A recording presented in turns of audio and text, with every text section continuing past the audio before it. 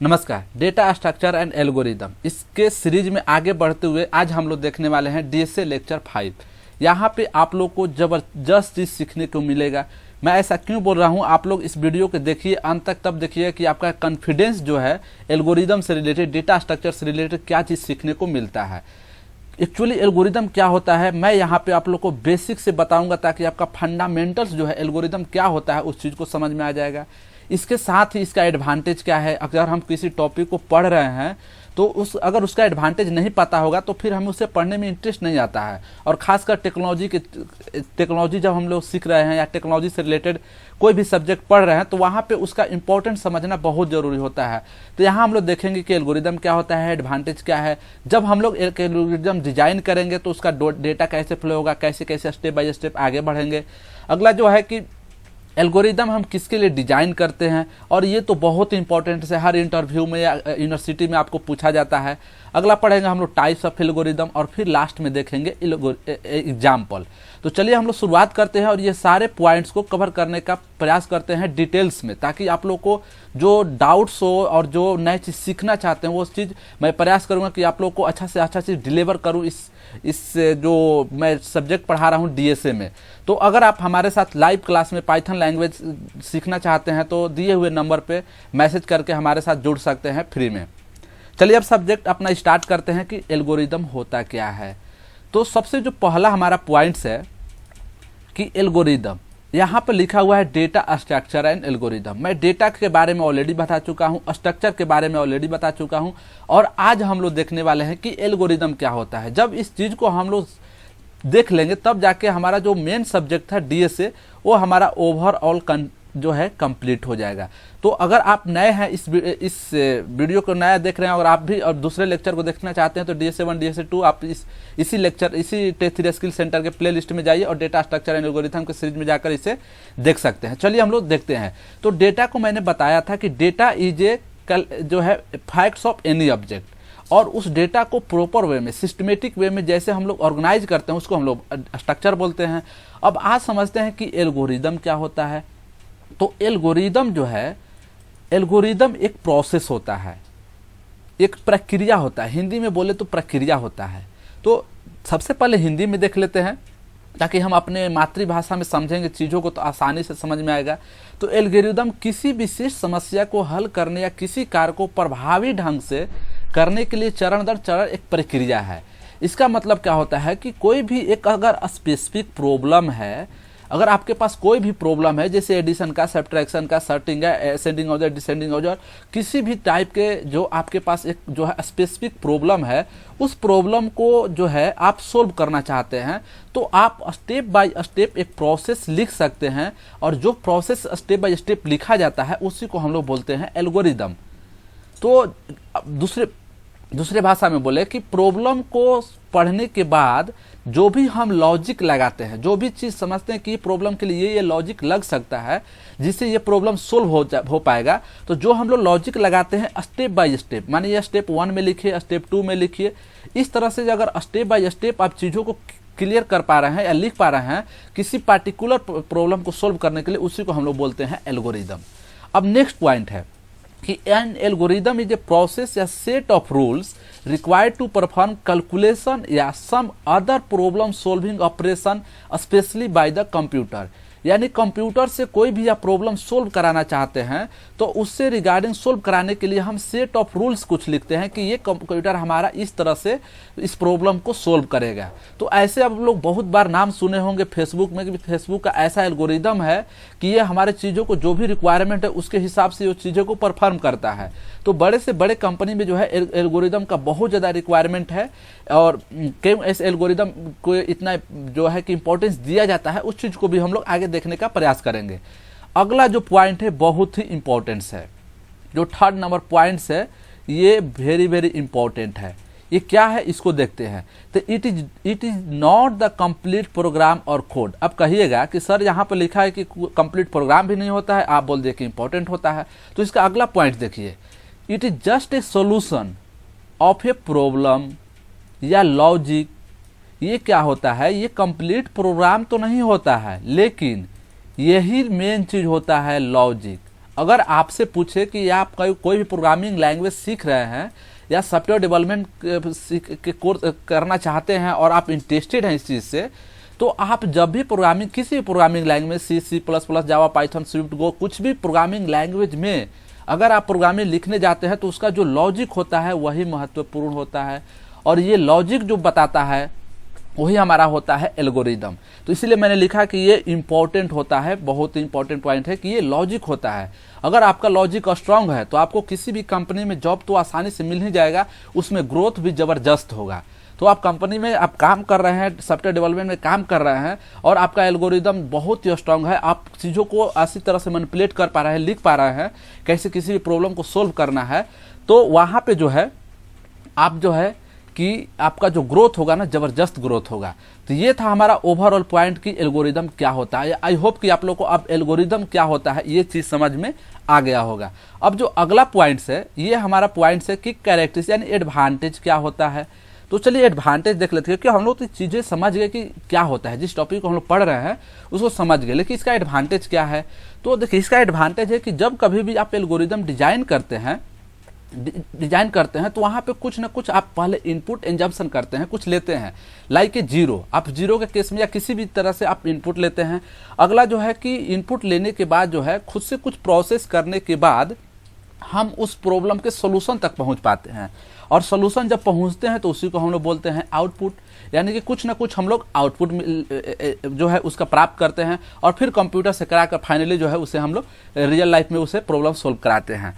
तो इसका एडवांटेज है कि वहाँ पे इनपुट जरूरत पड़ता है, आउटपुट खुद भी वहाँ पे जो है आप प्रोसेस करने के बाद लाते हैं। अगला जो पॉइंट्स है ये है, अगला जो पॉइंट है हमारा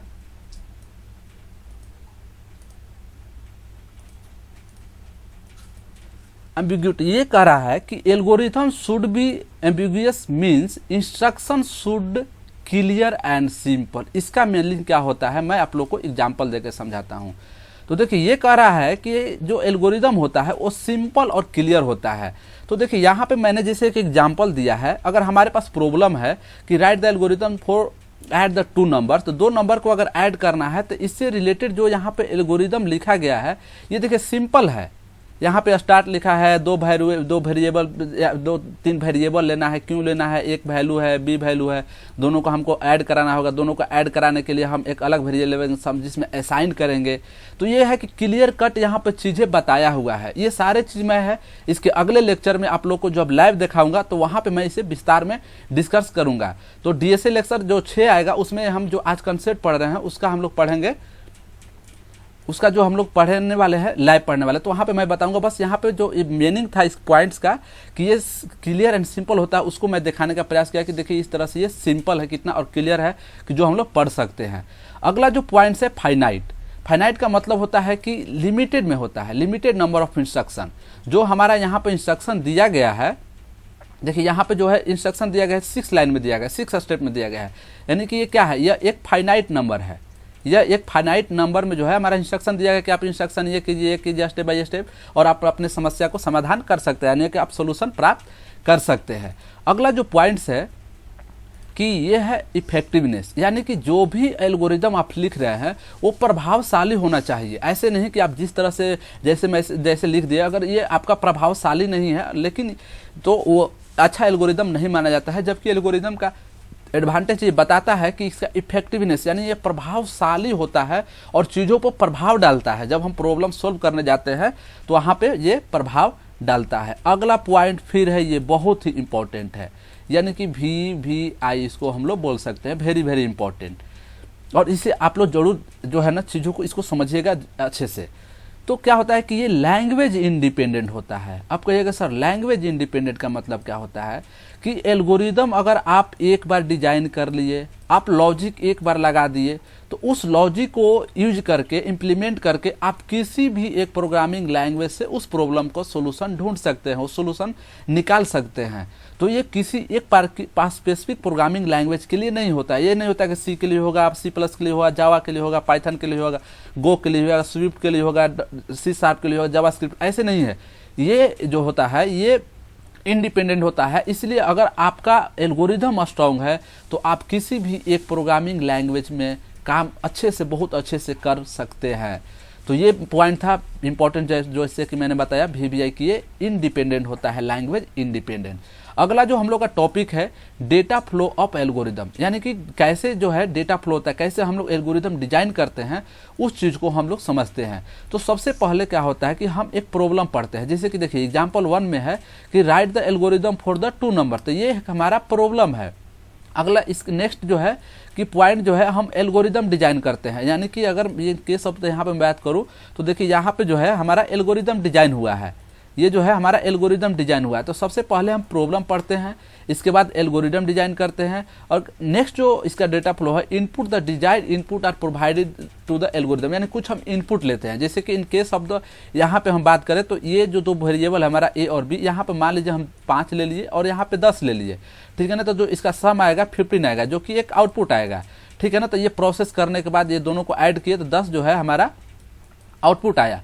तो इस तरह से जो है हम क्या करते हैं कि इनपुट लेते हैं 2, और इनपुट लेने के बाद जो है प्रोसेस होता है और फिर फाइनली हमारा आउटपुट आता है। जैसे इन केस ऑफ द यहाँ पे हमने 10 लिया और 20 लिया और दोनों को प्रोसेस किए तो 30 जो है हमारा आउटपुट आया। तो इस तरह से जो है हमारा ये डेटा फ्लो करता है। और आगे अगले वीडियो में जब हम लोग लाइव देखेंगे तब वहाँ पे हम लोग इसको डिटेल्स में समझेंगे, तब क्योंकि अभी हम लोग थ्योरी पढ़ रहे हैं इस टाइप पे, तो वहाँ पे खुद भी हम लोग एक प्रॉब्लम लेंगे, वहाँ पे एल्गोरिदम डिजाइन करेंगे, फिर प्रोसेस जो है करेंगे, और ये सारे जो है ना हम लोग पाइथन में करने वाले हैं। क्योंकि मैं स्टार्टिंग में ही बोला हूँ कि जो DSA में पढ़ा रहा हूँ, मैं जो कि DSA पाइथन पढ़ा रहा हूँ, क्योंकि पाइथन का डिमांड बहुत है। पाइथन जो है स्पेशली यूज हो रहा है ऑटोमेशन में, और आज की दुनिया ना तो ऑनलाइन की है ना तो वर्चुअलाइजेशन की है, दुनिया आज जो है ऑटोमेशन की ओर चली जा रही है, ठीक है ना। और ऑटोमेशन भी है, आप कहिएगा सर ऑनलाइन भी तो काम हो रहा है, लेकिन ये जो है ना ऑटोमेशन की ओर दुनिया बहुत ज़्यादा जा रहा है। तो ये सब चीज़ कंफ्यूज मत हो जाएगा कुछ अगर मैं अलग से पॉइंट बोलता हूँ, ठीक है ना। तो ये ऑटोमेशन की दुनिया की ओर हम लोग जा रहे हैं। अब जो है अगला हमारा पॉइंट्स है कि हम लोग एल्गोरिदम कैन डेवलप, और किसके लिए डेवलप करते हैं। तो यहाँ पे एल्गोरिदम जो हम लोग डेवलप करते हैं वो सॉर्टिंग के लिए करते हैं, असेंडिंग ऑर्डर डिसेंडिंग, कहीं भी डेटा को सॉर्ट करना हो उन केस में, सर्चिंग के लिए करते हैं। बहुत सारे सर्चिंग एल्गोरिदम होता है, जैसे कि मान लीजिए आपके डेटाबेस में कुछ डेटा स्टोर है और वो पार्टिकुलरली आप सर्च करना चाहते हैं, तो वहाँ पर भी आपको एक एल्गोरिदम डिजाइन करना पड़ता है। कुछ वैल्यू को डिलीट करना हो, कुछ वैल्यू को डालना हो, उसमें ऐड करना हो, एक्स्ट्रा एडवांस करना हो, और अपडेट करना हो। अपडेट का मतलब होता है कि जो एग्जिस्टिंग हो, जो पहले से है, उसी में अगर आप कुछ भी डेटा को अपडेट करना चाहते हैं तो उस केस में भी हमारा यूज होता है एल्गोरिदम। तो इस तरह से हम इस अलग अलग टाइप के लिए एल्गोरिदम या जो है डिजाइन करते हैं। मैं आप लोग को बहुत सारा जो है ना सर्चिंग एल्गोरिदम भी बताऊंगा, और जो है बाइनरी सर्च, इस तरह से sorting bubble search, selection sort, insertion sort करके एल्गोरिदम लेके प्रोग्रामिंग में सारे चीज पाइथन में आप लोगों को कराऊंगा। तब जाके जो आपका कॉन्फिडेंस जो है ना हाई लेवल होगा, और आपने कंपनी में आप जो है अगर काम कर रहे हैं तो भी आपका ग्रोथ जबरदस्त मिलने वाला है। और आपका कॉलेज में है तो उसका तो बात ही नहीं है, कॉलेज के बाद जो है ना आप कॉलेज में एक यूनिक बन सकते हैं। अगर आप रियल में ऐसा चाहते हैं तो हमारे दिए हुए व्हाट्सएप नंबर पर हमारा लाइव क्लास ज्वाइन कीजिए और जो है कि पाइथन प्रोग्रामिंग को डिटेल से पढ़िए। अब जो अगला पॉइंट्स है हमारा टाइप्स ऑफ एल्गोरिदम, तो हमारे कितने प्रकार के टाइप्स होते हैं एल्गोरिदम में, ये बहुत सारा, जैसे sorting algorithm, searching algorithm, recursive algorithm, greedy algorithm, dynamic programming algorithm, back tracking algorithm, divide algorithm, randomise algorithm, pattern graph, numerical, ये बहुत सारे टाइप अलग अलग जो हमारे एल्गोरिदम होते हैं, जो कि हम लोग DAA यानी कि डिजाइन एनालिसिस एल्गोरिदम सब्जेक्ट में हम लोग डिटेल से पढ़ेंगे। अगर आप चाहते हैं इन सारे चीज़ों को डिटेल्स में पढ़ना तो हमारे ग्रुप के साथ जरूर जुड़िए और इसे लाइव क्लास देखिए। और मैं प्रयास करूंगा कि DAA यानी कि डिजाइन एल्गोरिदम एनालिसिस का जो वीडियो होगा मैं इसको भी यूट्यूब पर प्रोवाइड करूं। तो आई होप कि आप लोग को चीज़ें समझ में आया होगा कि एल्गोरिदम क्या होता है, उसका एडवांटेज क्या है, उसमें डेटा कैसे फ्लो होता है, और इसका ये जो है कि किसके लिए हम लोग डिजाइन करते हैं, और फिर जो है कि ये कितने प्रकार के होते हैं। अगर आप ये PDF भी प्राप्त करना चाहते हैं तो उसी नंबर पे आपको ये PDF में मिल जाएगा। बाकी और भी टेक्नोलॉजी से रिलेटेड जो भी चीज़ है सभी का PDF आप लोग को मिल जाएगा। तो आई होप कि आप लोग को ये सब्जेक्ट, ये पॉइंट जो था हमारा data structure and algorithm clear हो चुका होगा कि डेटा क्या होता है, स्ट्रक्चर क्या होता है, अब एल्गोरिदम क्या होता है। और यही होता है हमारा DSA जो कि मेन एल्गोरिदम लिखकर हम कैसे प्रॉब्लम को सोल्व करते हैं। क्योंकि हम लोग क्या था कि डेटा स्ट्रक्चर समझते हैं, तो हम लोगों ने डेटा स्ट्रक्चर भी देखा। और अब जो आगे भी इसमें रिलेटेड वीडियो है, पहले इसका मैं लाइव डालूंगा और लाइव के बाद जो है मैं आपको 1 by 1 non primitive data types को डिटेल्स में पढ़ाने वाला हूं, जैसे कि एरे से हम लोग शुरुआत करेंगे। तो चलिए हम लोग फिर मिलेंगे अगले वीडियो में अगले सब्जेक्ट के साथ। तब तक के लिए बहुत बहुत धन्यवाद। Thank you.